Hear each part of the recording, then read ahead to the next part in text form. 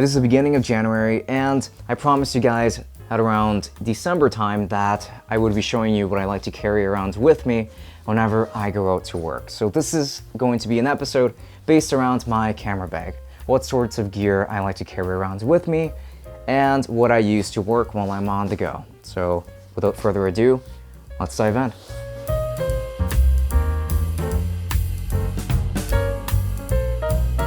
This video is sponsored by Fifine, the makers of some of the best audio gear on a great budget, like the ones from their C1 models featuring a professional grade lavalier mic and the headset mics bundled together. Links to everything below. So first things first, we're going to start off with the bag itself. So this bag I purchased off of Amazon for around $60, I'd say, and it has been incredibly reliable. Quite strong actually for the most part, and this is actually being marketed as a waterproof bag, which is very important if I'm going to be out on the go, because I want to keep my very expensive gear protected from any sort of damage possible, such as water damage, which would be very detrimental here. Now, this is going to have a pretty nice texture to it. It's not going to feel super premium, but this bag is quite nice. You can definitely fit quite a bit in here, and it's got a ton of compartments. Even though from the inside, it doesn't really feel all that great, it can feel a little bit cheap from the inside overall. It looks pretty nice, and while it can definitely get pretty bulky, as you can see, it still looks pretty good as is, and it can carry a lot of my gear. And we're definitely gonna dive into the compartments little by little as we go. And if you need a better fit for the straps, we actually have a little buckle around this part to make it so much more comfortable to wear for a long time. This is a lot of gear in here, so it is going to get pretty heavy, especially if you don't have the right kind of support. The straps are a little bit thin, but not too much, and it'll just do. This is a good bag for what it's meant for, especially if you're looking for a more affordable solution on this matter. So the first thing that we're going to explore is actually going to be this one pocket over on this side. So if you lift this part up, you're going to find two spaces for them, but I only use one of them. And for that, I have this very small Joby Gorillapod that is probably the most affordable and the smallest one that they make. So this one I actually just have just in case I need to put any of the more lightweight cameras on this and hang it up anywhere. It's also pretty useful just as a tripod, even though it is definitely quite flimsy. It still gets the job done if you're using a very lightweight camera.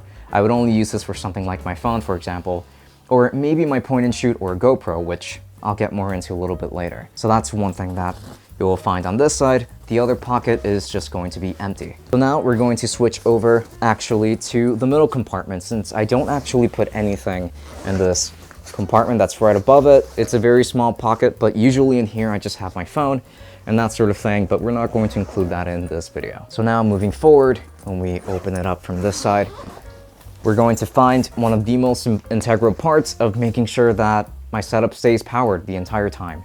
And that is going to be this 20,000 milliamp hour battery bank from Aukey. I purchased this one for around 40 bucks, I'd say, and it has been super reliable. It's built really well. It is still plastic, but it feels really solid. It's quite hefty. You're going to end up finding things like a lightning cable over here, also a USB-C connector and 3 USB ports, as well as an LED indicator on this side.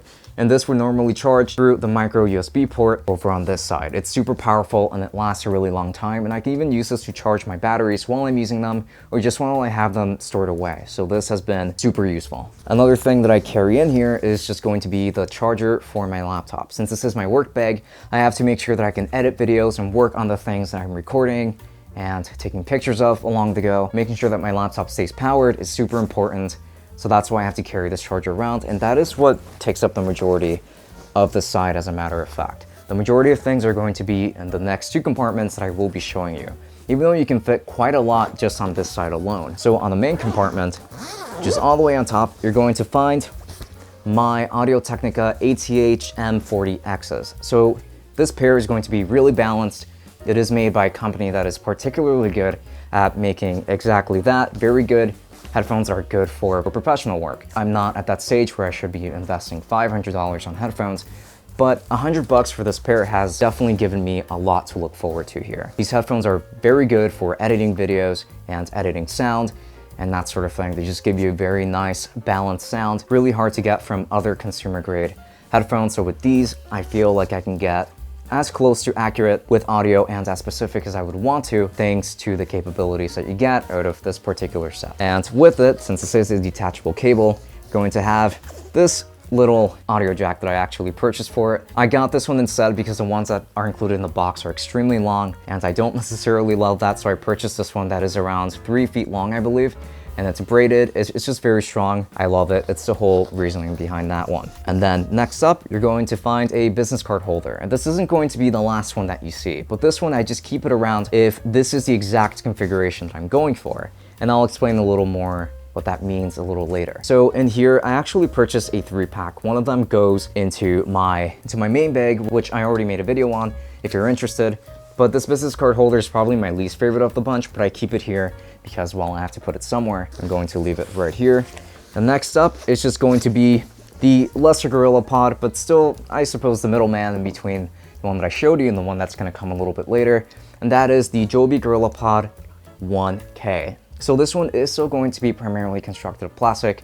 And when I purchased this one, it was definitely at a fairly reasonable price. It has been quite useful. It can hold up actually some relatively heavy configurations after 1 kilogram, even though that doesn't give you a ton of flexibility, more than I've been needing for the most part. Though that actually ended up changing a little bit later when I started upgrading my gear a bit. This is actually super reliable, but I mostly use it as a backup, really. This one can hold up pretty much all of my setups if I needed to, since I do carry more than just 1 camera in this whole setup. And we are going to get that soon. Next up, we're going to have this case from Amazon Basics, and this is just going to hold some pretty simple things, such as, for example, my 4TB external hard drive, which is what I'd use to store absolutely everything in it. This is where I work off of all the time. It's fast enough for me. I don't feel like I need an SSD for the most part, since I can be a little bit patient with my render times, but I understand that not everybody can afford to do that.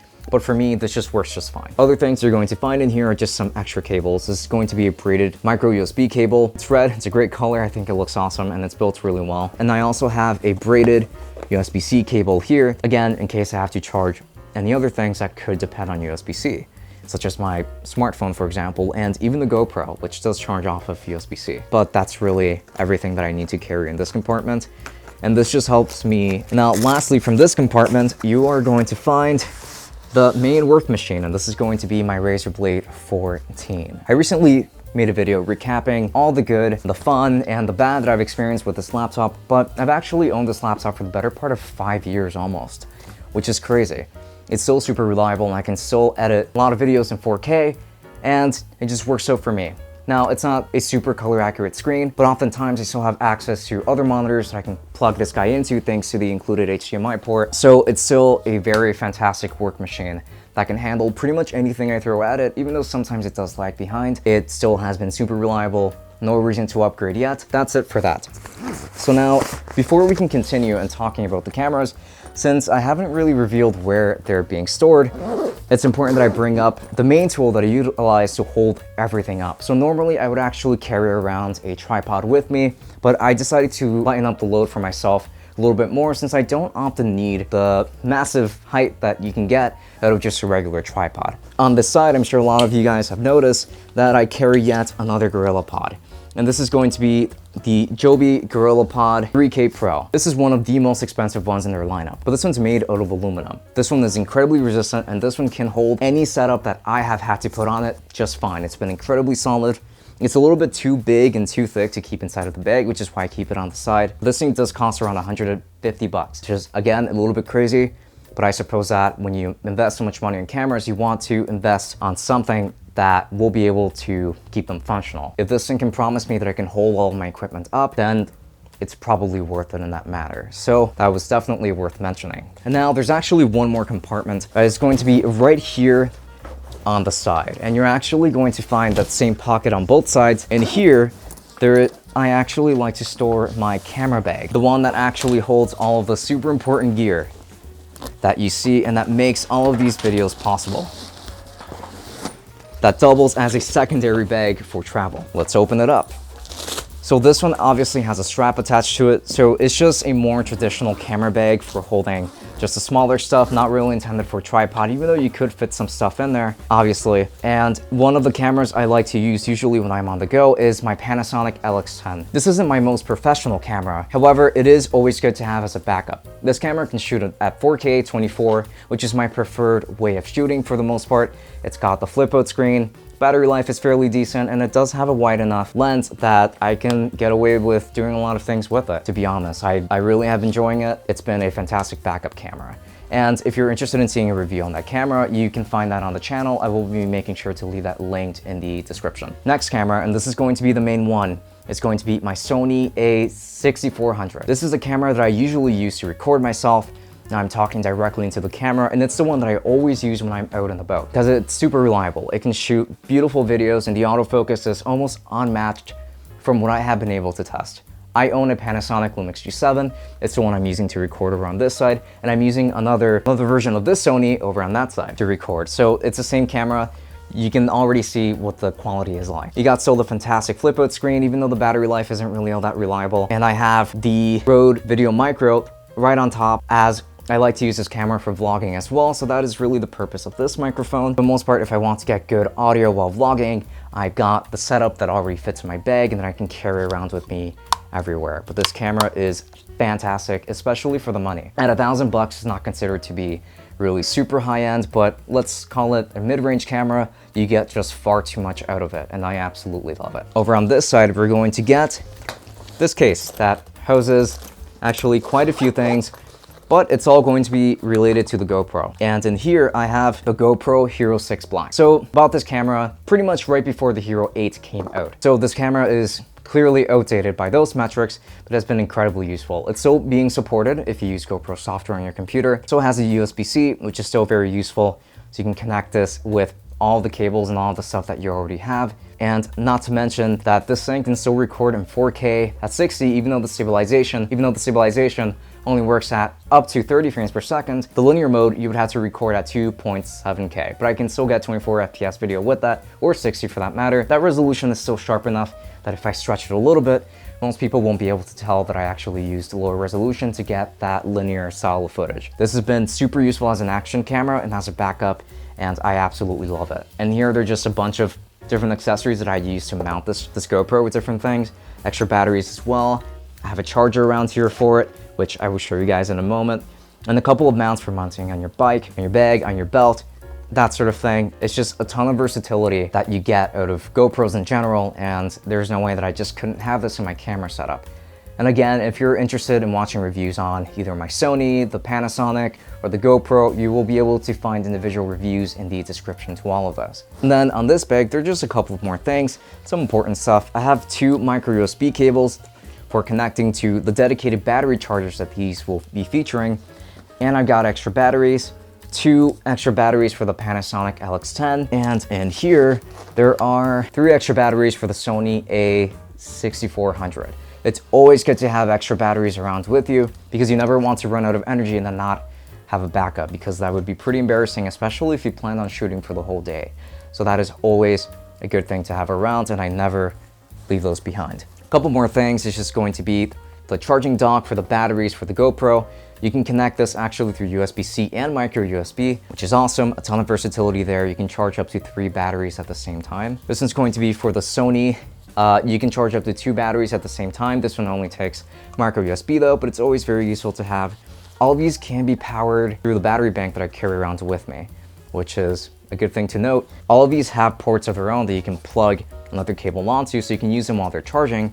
Or if you don't want to plug these chargers onto a wall or anything, or directly, you can just use the battery bank to charge the batteries individually as well, which is really cool. It's not the same kind of power output that you would get out of an actual wall plug, for example, but it's so good, and especially while you're on the go. And in here, I have another business card holder. This is for when I'm carrying around this bag by itself, that I have it back up for the business card holder. And this one's a little bit more stylish, as this one has a switch where if you flip it up, you get the business card to come out, and you would just hand it off like that.